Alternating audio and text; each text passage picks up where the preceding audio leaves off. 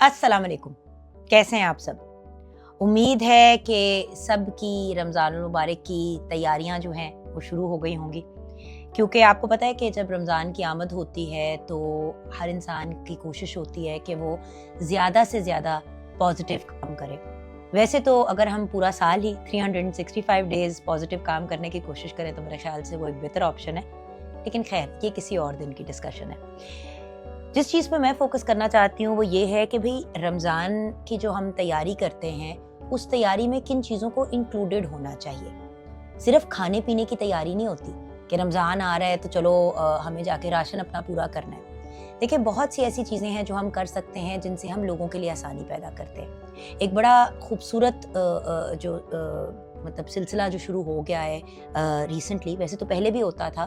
कुछ ऐसे ख़ानदान, कुछ ऐसे घर होते थे कि हर रमज़ान में वो राशन दिया करते थे, लेकिन अब ये बहुत आम हो गया है कि मतलब आप किसी भी बड़े स्टोर पे जाएँ तो आप राशन के पैकेट्स जाके बनवा सकते हैं, कार्टन्स। प्राइस रेंज होती है 3000, 6000, 7000, 10,000, 12,000, जितने का भी आपने बनाना हो। एक ये बड़ी अच्छी तैयारी होती है रमज़ान की कि भाई आप पहले से जाके जब अपना राशन ले रहे हैं तो जितने भी अफोर्ड करते हैं, साहिब हैसियत हैं, 1 अफोर्ड करते हैं, 2 करते हैं, आप ये सोचें कि आप इतना राशन 1 महीने का खरीद लें किसी के लिए कि उनका पूरा रमज़ान जो है वो सुकून से गुजर जाए। एक छोटी 3-4 लोगों की फैमिली जो है, 5 लोगों की फैमिली जो है वो सुकून से सहरी और इफ्तारी एटलीस्ट कर ले। इस किस्म की चीज़ें, अब वो राशन के पैकेट्स आप दे सकते हैं।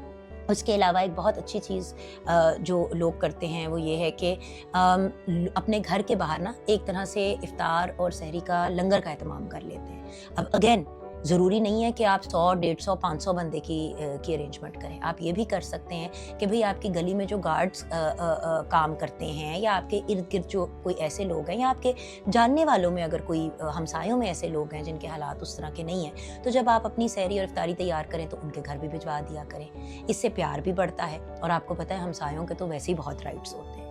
द फैक्ट इज़, इस किस्म की छोटी बड़ी चीज़ें करके हम रमज़ान की बड़ी अच्छी तैयारी भी कर सकते हैं और रमज़ान बड़ा अच्छा गुजार भी सकते हैं। अब अगर पर्सनल लेवल पे तैयारी की बात करें तो देखिए, ज़िंदगी बहुत छोटी है, ज़िंदगी मौत का कुछ पता नहीं होता।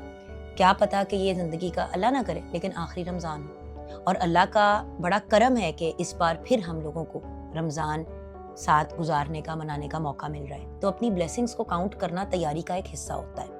देन उसके साथ साथ खाने पीने के पॉइंट ऑफ व्यू से पैकेज गुड्स, डब्बों में बंद चीज़ों से 100 गुना बेहतर है कि नेचुरल और ऑर्गेनिक चीज़ों की तरफ जाएं, और कोशिश करें कि जो आप चटनियाँ और सॉसेज और शरबत वगैरह जो बाहर मार्केट से जाके ख़रीदते हैं वो घर पे ही तैयार कर लें।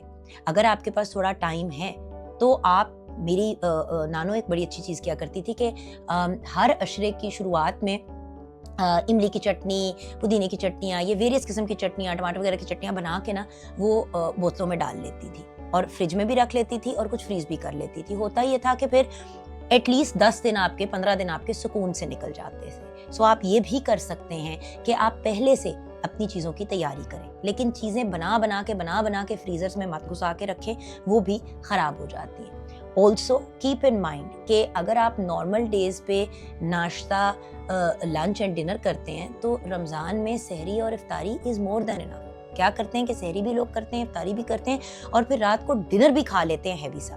फिर रमज़ान में आपको पता है कि रात को हैवी खा लें, तरावियाँ भी पढ़नी होती हैं, फिर सुबह मतलब आपने सहरी के लिए उठना है, नमाज पढ़नी है, 100 चीज़ें, तो वो जो अजीब गंदी हैवी फीलिंग होती है वो हेल्प नहीं करती। और जो लोग मेडिकल प्रॉब्लम्स वगैरह में मुब्तला हैं, जैसे किसी को डायबिटीज़ होती है, किसी को हाइपरटेंशन है, किसी को कोई प्रॉब्लम है, मैं ज़रूर रेकमेंड करूँगी कि प्लीज़ अपने सारे मेडिकल टेस्ट रोज़े शुरू होने से 10 दिन पहले करवा लें, ताकि आप अपने मौलिज को, अपने डॉक्टर को चेक कराएं, और वो डॉक्टर जो है वो फिर आपको बताए कि जी आप रोज़े रख भी सकते हैं कि नहीं।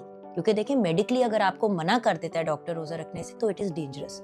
और बहुत से लोग जो है रमज़ान में जिनको डायबिटीज़ होती है या जिनका ब्लड प्रेशर, वो गोलियां भी छोड़ देते हैं। तो आपको डॉक्टर गाइड भी कर सकता है कि अगर आपने सहरी इफ्तारी के पॉइंट ऑफ व्यू से आप खाना पीना है तो आप किस तरह से अपनी मेडिकेशन भी ले सकते हैं। तो प्लीज़ प्रॉपर डॉक्टर से भी रुजू करें। फिर अगर रमज़ान में आपने इबादत के साथ साथ वज़न कम करने के अमल की तरफ भी जाना है तो उसकी तैयारी अभी से स्टार्ट करें। थोड़ी एक्सरसाइज, थोड़ी चहलकदमी, all these things. And Ramzan के अंदर अपने आप को फिजिकली एक्टिव भी रखें।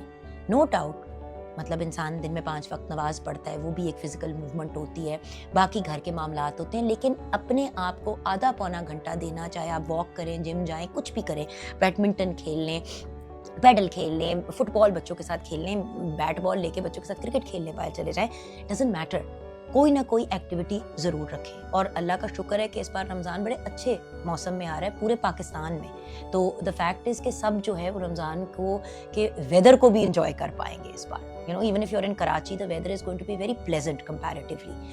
جو پچھلے کچھ رمضان گزرے اس کے بنسبت لاسٹ ایئر بھی بڑا اچھا پلیزنٹ رمضان تھا, اس سال پھر کیونکہ 10 دن پیچھے ہو گیا. سو گائز تیاری کریں, لیکن صرف تیاری یہ نہیں ہوتی کہ جی رمضان میں ہم نے 6 افطاریوں کی پارٹیاں رکھنی ہیں اور 8 ہم نے سحری پارٹیز کرنی ہیں اور ہم نے کتنا خرچہ کرنا ہے اور پھر عید پہ ہم نے کیا جوڑے بنانے ہیں. لوگوں کا بھی خیال کریں, اپنا بھی خیال کریں, اپنے ارد گرد والوں کو بھی مد نظر رکھیں, جدھر جدھر کسی کے لیے آسانی پیدا کر سکتے ہیں پیدا کریں. افطاری کا جب اہتمام کے لیے چیزیں وغیرہ ریڈی کریں تو یاد رکھیں کہ جو آپ کے گھر میں لوگ کام کر رہے ہیں, جب وہ سحری افطاری آپ کے ساتھ تیار کر رہے ہیں تو روزہ بھی ان کا سب سے اینڈ میں جو ہے وہ بند ہوتا ہے اور کھلتا بھی ان کا بیچاروں کا سب سے اینڈ میں ہے. وائی؟ بیکاز وہ باقی سب کو سرو کر رہے ہوتے ہیں. تو کوشش کریں کہ یہ جو پریکٹسز رمضان سے پہلے آپ کو کہہ رہی ہوں اسٹارٹ کرنے کے لیے اور ڈیورنگ رمضان ہے, پھر ان کو آفٹر رمضان بھی کیری فارورڈ کریں. یاد رکھیں رمضان ہمارے لیے ایک پریکٹس کا مہینہ ہے, ایک مہینہ ہے ہماری وہ جو کہتے ہیں نا ایک ریوائول کا, اپنے آپ کو ریفریش کرنے کا.